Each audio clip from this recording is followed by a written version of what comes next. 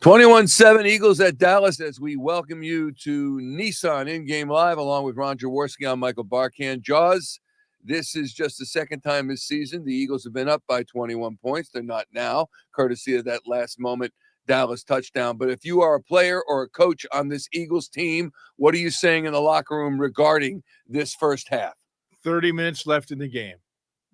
What we did in the first half means absolutely nothing, except it gave us a 14-point lead. The Eagles are playing really, really good football. You could tell a team that has been in big games before. That's exactly what the Birds look like they've been in big games. They seem to be cool, calm, collected, a reflection of their quarterback, Jalen Hurts, who had a phenomenal first half. On the other side of football, look at Dallas. They look like they've been 30 years since they've been in a big game. I guess it's been about that. But they just, offsides, penalties, roughing a kicker, you name it. They made all the mistakes you could possibly make. Going for it on fourth down, their first possession of the game. They look like the team's never been in a big game. Meanwhile, the Eagles score on their first two possessions. They get another score off a turnover. Dallas has turned the ball over twice. Also, the roughing the punter penalty helped the Eagles get the ball back again. Sure was. Great they scored off of that one. So when you look at the game plan, and we've been screaming all week about, hey, let's get it to A.J. Brown, and Jalen Hurts needs to get rid of it more quickly. When you look at the game plan, what did they do well? And did they get away from it a little bit in the second quarter? Maybe a little bit, but maybe we were just so surprised what they did in the first quarter because they looked so sharp and so in sync. I mean, Jalen was he was rotating the steroid like you couldn't believe. But what I loved is the ball was coming on in time. He wasn't standing back there bouncing, waiting for someone to come open. He was reading the coverage pre-snap. As he dropped back, he was validating what he read pre-snap. Also, the ball was coming out as he's hitting that back foot was hitting the ground. Excellent timing. The offensive line has been rock solid. The running game hasn't been needed right now, but the passing has been outstanding. All right. So when Jalen says after the game, hopefully after a big Eagles win, is that what you wanted to see? Yes. That is what we wanted to see. This I'm saying right now, timing and rhythm. The passing is all about working in sync. Offensive line, running backs, and then obviously quarterback, wide receiver. But it's 11 players every single snap to be successful in the passing, being in sync. And that first half, the Eagles offense was in sync in the passing game. Jalen Hurts, 13-19, 164 yards for a 112.6 rating. He ran for a touchdown, had a touchdown pass. He's playing very, very well. I think he's playing spectacular. As well as I should play in. Well, a couple weeks ago, he had two games where he had the perfect quarterback rating and a 150 rating. And I thought he'd really found his rhythm. He sagged off a little bit the last couple of weeks, but he's really got a rhythm right now. And you can just tell. I could look at a quarterback.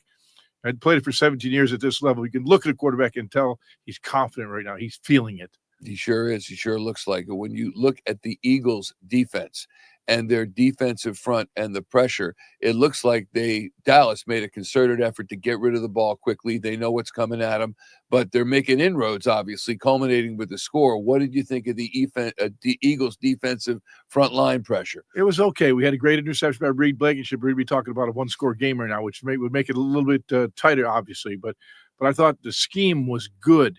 Zach Bond's been all over the field making tackles. He's been just freelancing and making plays. But I don't recollect, and I never want to say 100%, but when you're watching the game on television like we are right now, I don't think Vic Fangio has blitzed one time. I think he's played a great coverage-based scheme of letting those linebackers drop into coverage and counting on his four-man rush to get home. We still haven't gotten much out of Jalen Phillips, so he's been kind of negated, which I thought he would have a big game, but a long way to go. But the pass rush has been okay, but not where it's putting a lot of pressure on Dak Prescott. When you look at the secondary, though, and a couple of our picks to click in the pregame program had to do with the secondary, including you, my friend. Well, thank you very much. I got mine correctly. Reed Blankenship interception is a bold prediction, or bold plan, as we call it. Yeah, now. Bold plan. Will there be more of that? And what's the second half plan for you? I would increase the blitz pressure a little bit on Dak Prescott, but I know why. Their receivers are outstanding. You don't want to give up an explosive play. They've kept most of the plays in front of them by keeping 7 in coverage. But I think Dak will make mistakes if you get pressure on him. So I would think that's the way they'll go. Now, Vic's not a zero coverage guy Vic Fangio's defensive coordinator is not a zero coverage guy where he's going to bring everybody, but I think he'll be selective in his pressures. To be sure, this game is far from over. Dallas gets a score. The Eagles get the ball. We get the ball. We got to. I know. But if Dallas gets a score early, all of a sudden you talk about a one-score game. This is far from over. They've got to get to Dak Prescott, and otherwise they march up and down the field, and then they take their chances when they get down into the red zone, and that's a nitty-gritty situation that I don't want to deal with. I'm still feeling good about what I said 3 weeks ago. We're going to run the table. This is a good football team. The Eagles are a team getting better. I think we can play a little better defensively, but offensively, I thought we were outstanding in this matchup in the first half. Eagles win out. That means it must be a win today. Ron Jaworski, that is we correct. Thank you. Reminder, when the clock hits 0, Jaws and I will be back with Eagles Post-Game Live. Joining us, Barrett Brooks, Jason Avant, and Ruben Frank. All of the interviews from Dallas, hopefully talking about a huge Eagles win. We will be. And a 9-2 record for Jaws. I'm Michael. Thanks for watching.